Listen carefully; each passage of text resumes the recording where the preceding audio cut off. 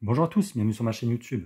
On se retrouve aujourd'hui pour une vidéo exceptionnelle. Franchement, j'en reviens toujours pas. J'ai reçu mon fameux jeu dont je vous parlais dans la dernière vidéo. Alors, si vous ne l'avez pas vu, en fait, pour la petite histoire, j'ai commandé un jeu de Mega Drive voilà, sur un site de vente. Et il y avait de fortes chances que ce soit un faux parce que c'est un jeu extrêmement rare sur Mega Drive japonaise. Probablement dans le top 5 des jeux les plus rares et les plus chers sur la console. En fait, j'avais des gros doutes dessus. Et il s'avère que finalement, c'est un vrai. Donc voilà, j'en reviens toujours pas, c'est vraiment un truc de ouf. Je vous le présenterai du coup en toute fin de vidéo parce que c'est vraiment la pièce ultime de la vidéo. Et je pense que c'est vraiment le jeu le plus rare de toute ma collection à l'heure actuelle. Donc c'est quand même assez ouf. Donc on le verra tout à la fin. En attendant, j'ai fait des petits achats par-ci par-là, notamment à la Fnac, où je me suis trouvé un petit Pokémon perle scintillante, pardon. J'avais déjà le diamant étincelant, et là je me trouve le perle scintillante. Alors en fait, il était en promo à 19,99. Donc voilà, plutôt sympa. Vous voyez, le prix était de 60 et ils l'ont soldé. Donc je pense que c'est un Pokémon qui n'a pas dû vraiment marcher. En tout cas, moi, ça me fait plaisir parce que j'avais pas la version Perle. Et donc, ça me permet d'avoir les deux sur la Switch. Donc, c'est plutôt cool. Tac. Un autre jeu Switch que j'avais pas pris en solde l'année dernière. Et j'ai un peu regretté parce qu'il est vraiment pas courant. Donc, je me le suis retrouvé. Le Subnautica et Subnautica Below Zero, voilà les deux jeux inclus. Trouvé à 25 € d'occasion. Voilà, ça peut paraître cher, mais c'est un prix quand même très correct, parce que c'est un jeu qu'on voit pas souvent en français. Et il paraît que c'est un très bon jeu, voilà, un jeu de plongée d'exploration. Donc ça peut être très sympa, c'est le genre de jeu qui me tente bien. Donc voilà, quand je l'ai vu à ce prix-là, je l'ai pris parce que j'avais peur en fait de ne plus le retrouver par la suite, ou alors assez cher. Donc voilà, je me suis laissé tenter, il est pas sous blister, donc je pourrais y jouer, c'est une très bonne chose. Tac. Avant de passer au jeu, on va dire rétro, je me suis trouvé ça. Hop. Dans un magasin belge. Alors ça c'est cool parce qu'en France c'est assez difficile à trouver. Le gros coffret en fait Dracolos Vestar de Pokémon Go. Voilà, donc c'est un coffret qui contient en fait 9 boosters Pokémon Go et la fameuse Honor Ball. Voilà, vraiment vraiment pas courant à trouver en France. Il me semble que c'est sorti que dans les King Jouets en France. Donc voilà, vraiment content de cet objet qui rejoindra une petite collection de cartes Pokémon Go parce que c'est une série que j'aime beaucoup. Donc je suis très content d'avoir mis la main là-dessus. Et j'ai payé ça 60 €, je crois. Un truc comme ça. Ensuite, on va passer à un petit colis Limited Run. Hop, j'ai reçu plutôt un gros colis bien chargé de chez Limited Run. Alors on va l'ouvrir et je vais vous présenter ça tout de suite.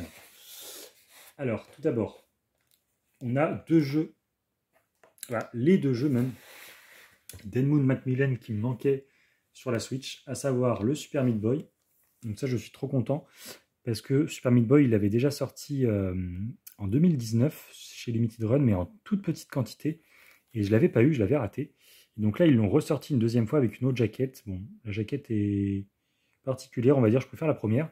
Je suis quand même très content de rentrer le jeu dans ma collection parce que c'était un jeu que j'aime beaucoup, que j'avais fait sur PC et que je voulais absolument me faire sur Switch.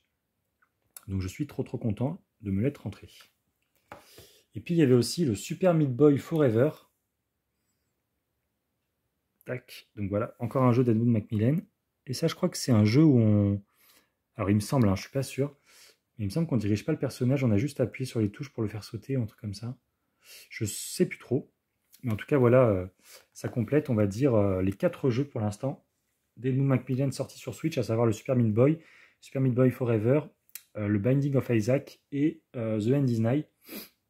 D'ailleurs, j'ai précommandé le nouveau Binding of Isaac Repentance, mais il n'est pas encore arrivé. Il y a beaucoup de retard sur le jeu. Et celui-là, j'ai vraiment très hâte de me le faire aussi, donc ça va être très cool. Ensuite, toujours dans le colis, on a un petit Neon Abyss. Donc ce jeu, j'en ai entendu beaucoup de bien.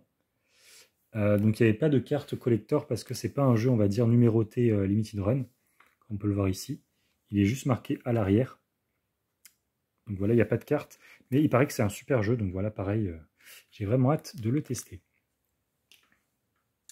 En parlant de cartes, j'ai reçu les cartes aussi. Hop, de Super Meat Boy et Super Meat Boy Forever. Ça voilà, ça fait toujours plaisir. Hein. Je n'accorde pas beaucoup d'importance aux cartes, mais bon, je trouve ça quand même sympa comme item. Un petit cadeau en plus. Et j'ai acheté mes premiers jeux PS5. Alors j'ai pas de PS5, je ne compte pas en avoir tout de suite. Mais il y avait des jeux qu'il me fallait absolument sur la PS5 parce que je suis fan de la licence. Il s'agit des jeux Shantae. Voilà. Donc ils ont ressorti une énième fois Risky's Revenge, qu'ils avaient déjà sorti sur Switch, sur PS4 et sur PS5 du coup, je crois que c'est tout. J'en oublie peut-être une version, je sais plus. Et le Shantae's and the Pirate Curse. Voilà, un très bon épisode aussi, sorti à la base sur 3DS. Et pareil, ressorti sur Switch, PS4, PS5, etc. Un peu sur toutes les plateformes. Donc voilà, juste pour la collection Shantae, en fait, je me l'ai suppris pour le fun.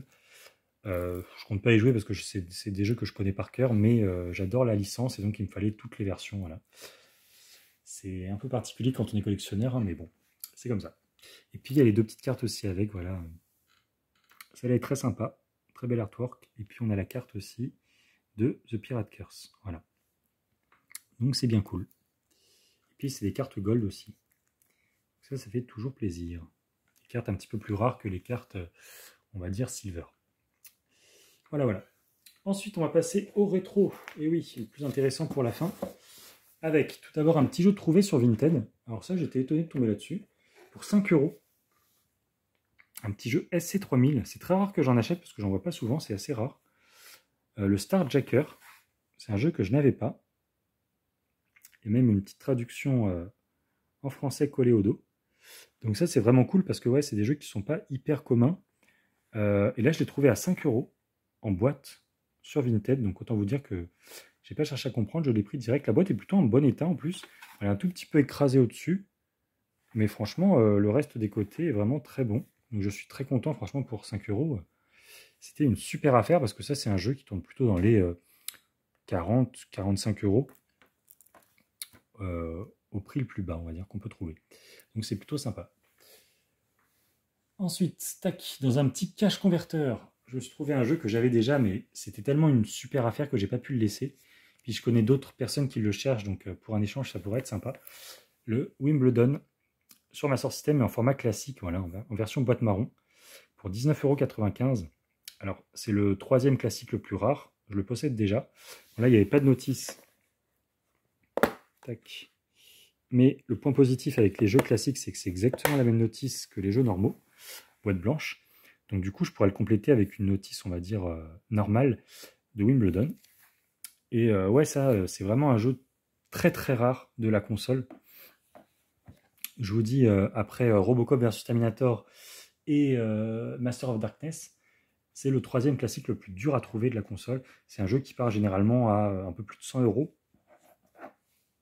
Donc voilà, quand j'ai trouvé à 19,95 €, j'ai pas hésité, parce que franchement, c'est un jeu vraiment dur à trouver pour le coup. Ouais. Vraiment, vraiment. Et enfin, on va passer au jeu final. Le jeu pour lequel j'ai fait la vidéo, parce que franchement, c'était une histoire de dingue. Alors, j'ai commandé un jeu sur un site. Le vendeur avait mis la photo et tout. Bon, il l'avait bien référencé pour le coup, mais j'ai été le premier dessus, je pense. C'était un Maximum Carnage. Voilà. Donc, sur Mega Drive, un jeu assez rare de la Mega Drive, du moins en PAL. Sauf que là, le vendeur a précisé que c'était une version Jap. Bon. J'ai un peu tiqué sur le coup parce qu'il faut savoir que Maximum Carnage en version Jap, c'est l'un des jeux les plus rares de la console. Dans les magasins à Tokyo, il tourne autour des 500 000 yens. Donc, je ne sais pas si vous vous en rendez compte, ça fait presque 4000 €. Voilà, c'est un jeu... Alors, j'ai lu, je ne sais pas où, je ne sais pas si c'est vrai, mais j'ai lu que le jeu avait été édité qu'à 1000 exemplaires. Donc en toute fin de vie de la console, en 95. Donc au Japon, c'était vraiment la fin de vie parce que la Mega Drive, la PS1 est sortie en 94, si j'ai pas de bêtises là-bas. Donc voilà, c'était vraiment les tout derniers jeux édités par Acclaim. Et donc j'ai reçu le Maximum Carnage en version Jap sur Mega Drive. Alors je vous le cache pas que j'y croyais pas. Hein. Franchement, pour moi, il y avait 99% de chances que ce soit un faux. Et en fait, bah, c'est un vrai. Donc je suis encore hyper choqué. Parce que bah, je l'ai eu quand même à 200 €. Hein. Voilà, c'est une grosse somme. Si ça avait été un faux, j'aurais été dégoûté parce que mettre 200 € dans un faux, ça fait toujours très mal. Même si, bon, on a toujours les garanties sur les sites et tout, c'est toujours galère et toujours frustrant de se dire qu'on s'est fait un peu arnaquer. Mais là, c'est pas le cas. Donc franchement, c'est top. Alors, je vais vous l'ouvrir délicatement parce qu'il est assez abîmé, il n'est pas neuf, hein. Hop, vous voyez, on a la petite notice Maximum Carnage en japonais, la notice en US derrière. Donc en fait, le vendeur de base, il n'avait pas mis sur l'annonce qu'il y avait la notice US. Et quand j'ai ouvert et que j'ai vu qu'il y avait la notice US, je me suis dit, putain, là je suis sûr que c'est un vrai, parce que s'il met la notice US, en plus la notice US est très abîmée, comme la notice Jap. Vous voyez, elle est un peu cornée de partout. Donc limite, dans ces cas-là, je préfère que le jeu soit un peu abîmé, parce que ça montre quand même qu'il est d'époque. En plus, tac, bon, la cartouche, elle est vraiment en très bon état, par contre, ça fait plaisir. Vous voyez, hop. Donc on a bien la PCB blanche comme les vrais. Tac, la cartouche est assez usée derrière, vous voyez, assemblée d'In Mexico, c'est tout à fait normal. Le petit logo Sega. Donc pour moi, voilà, enfin, je ne l'ai pas ouvert parce que c'est très chiant d'ouvrir les cartouches Mega Drive japonaises. Vous savez, en fait, il faut décoller le petit autocollant, retirer les vis ici, ça abîme la cartouche. Donc je ne l'ai pas fait, je ne le ferai pas, mais je suis sûr à 100% que c'est un vrai. D'autant qu'en plus, la boîte est une boîte, alors, je ne sais pas si on va le voir parce qu'il fait sombre, mais c'est une boîte Acclaim. Voilà, là on peut le voir, voilà. Une boîte Acclaim. Donc voilà, il y a tous ces petits détails qui font que pour moi, c'est un jeu original. Et bah voilà, c'est probablement aujourd'hui le jeu le plus cher de ma collection.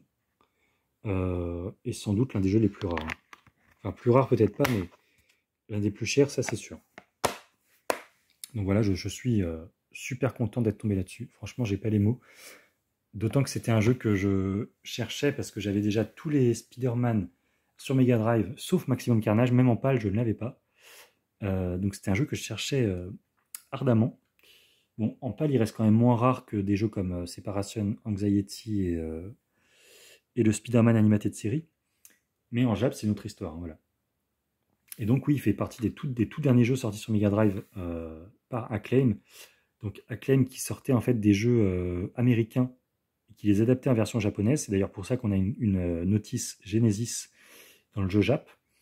Et il y a certains jeux voilà, qui sont sortis en toute fin de vie et qui sont aujourd'hui introuvables, comme par exemple celui-ci. Il y avait aussi le BART, le Virtual BART en japonais qui est une plaie à trouver. Le WWF Raw, celui-là que je cherche du coup pas mal parce que étant fan de catch, notamment de catch des années 80-90, c'est vraiment le Graal pour les collectionneurs de jeux de catch. Il y avait aussi le Batman Forever qui n'est pas évident à trouver, le True Lies, puis voilà, il y a 5 ou 6 jeux comme ça qui sont vraiment pas évidents à trouver, mais Maximum Carnage c'est vraiment le Graal des Graals, donc je suis trop content d'être tombé là-dessus. Donc voilà, c'est déjà fini, j'espère que ça vous aura plu. J'ai pas pu faire de brocante ce week-end parce que je n'étais pas dispo, mais la semaine prochaine, enfin en tout cas en fin de semaine là, je vais en faire une. Mes parents ont trouvé des petits trucs sympas à la dernière, donc je vous les présenterai peut-être dans la prochaine vidéo. En attendant, je vous fais des bisous et puis je vous dis à très bientôt. Salut à tous.